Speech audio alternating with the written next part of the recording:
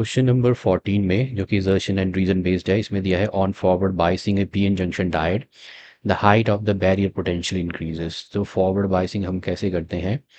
Let's say this is the P region, एक हम ले लेते हैं P region of the PN junction diode, ये पी रीजन है, और इधर ले लेते हैं एन रीजन। जब पी रीजन को हम कनेक्ट करते हैं positive terminal of the battery के साथ और एन रीजन को कनेक्ट कर देंगे negative terminal of the battery के साथ, तो ये पीएन जंक्शन डायोड बन जाएगा forward biased. Means forward bias का सिंपल मीनिंग है कि ये जो पीएन जंक्शन डायोड है it will just act like a conducting wire, ये करंट को एक कंडक्टिंग वायर की तरफ फ्लो होने देगा बस।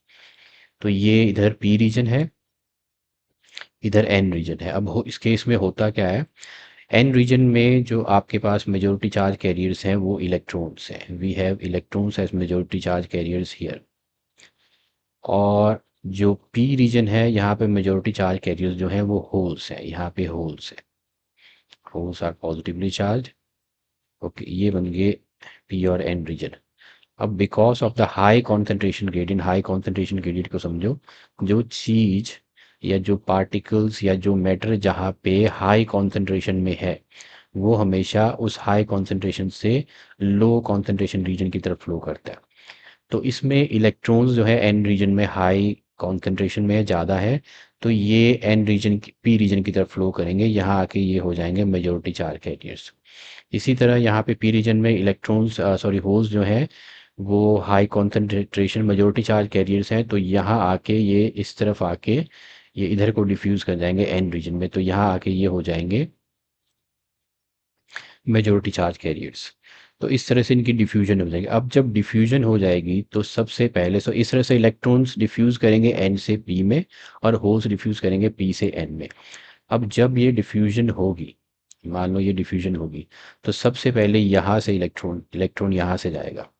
तो इलेक्ट्रॉन यहाँ से जाएगा तो यहाँ मान लो यहाँ इस रीजन से इलेक्ट्रॉन चले गए। यहाँ से जब इलेक्ट्रॉन चले गए तो यहाँ रह जाएगा इमोबाइल पॉजिटिव चार्ज, ऐसे इमोबाइल पॉजिटिव चार्ज आयंस रह जाएंगे यहाँ पे। और यहाँ से जब पास से ये होल्स चले गए तो यहाँ रह जाएंगे इमोबाइल नेगेटिव आयन, यहाँ रह गए इमोबाइल नेगेटिव आयन। तो देखो अंदर ही एक बिल्ट इन पोटेंशियल बैरियर बन गया, यहाँ इलेक्ट्रिक फील्ड जो है इधर से इधर को जा रही है, अंदर वाली, ये अंदर वाली होगी, इनबिल्ट कर ली मैंने आई। जबकि बाहर जो आपने इलेक्ट्रिक फील्ड लगा रखी है वो पी टू एन है, अंदर वाली फिक्टिशियस बैटरी डेवलप होगी जो एन टू पी है, इधर एन टू पी। तो ये अंदर वाली जो है बाहर वाली को अपोज कर रही है।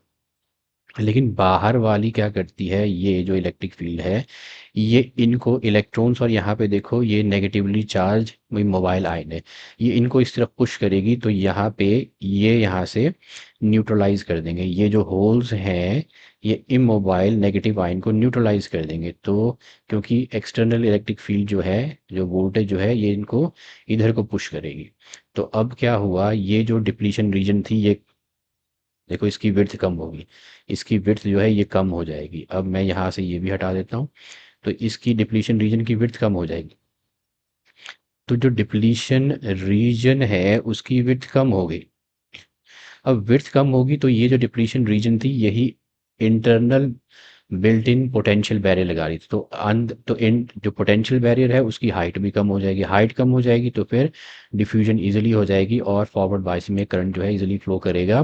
तो इसमें दिया पोटेंशियल बैरियर इंक्रीजेज नहीं, पोटेंशियल बैरियर डिक्रीज हो जाता है फॉरवर्ड बायसिंग में। इसी तरह जो चार्ज कैरियर्स हैं वो इजीली फ्लो करते हैं। तो इसका जो हमने एनालिसिस किया है वो ये है। देखो ये तो हमने देखा कि फॉल्स है, फॉरवर्ड बायसिंग में हुआ क्या कि जो पॉजिटिव टर्मिनल ऑफ बैटरी को पी साइड, नेगेटिव को एन से कनेक्ट किया तो होगी फॉरवर्ड बायसिंग।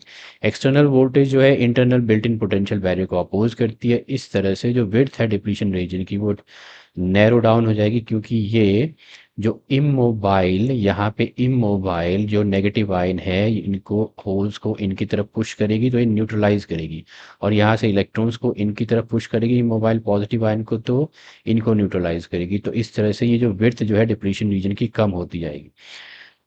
तो उससे फिर पोटेंशियल बैरियर डिक्रीज होगा। डिप्लीशन रीजन और पोटेंशियल बैरियर दो अलग अलग चीज। Potential barrier is because of the electric field, electric force making it easier for the charge carriers to cross the junction. तो हमने एनालिसिस करा असर्शन का, ये है फॉल्स। अब जाते हैं रीजन पे। रीजन में फिर रीजन में आपको दे क्या रखा है, रीजन में आपको दे रखा है कि फॉरवर्ड बाइसिंग में जो पी एन जंक्शन डायट है, direction of applied is voltage is in the same direction as the built in potential, ये गलत है। ये हमने अभी देखा कि जो अप्लाइड वोल्टेज की डायरेक्शन इस तरफ है और बिल्ट इन जो है ये इस तरफ है। तो ये भी आप ये इसका एनालिसिस किया तो ये भी फॉल्स निकली।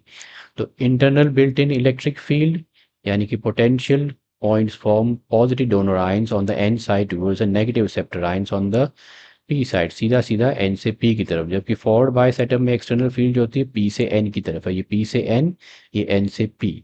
इसीलिए अप्लाइड वोल्टेज है is in the opposite direction to built in to the built in potential, जिससे बैरियर जो है वो कम हो जाता है। तो ये भी फॉल्स है, दोनों ही फॉल्स है, दोनों ही फॉल्स है, दोनों ही फॉल्स हैं। तो करेक्ट ऑप्शन जो यहाँ पे चूज करोगे, assertion A is false and reason R is also false, so D is the correct option here.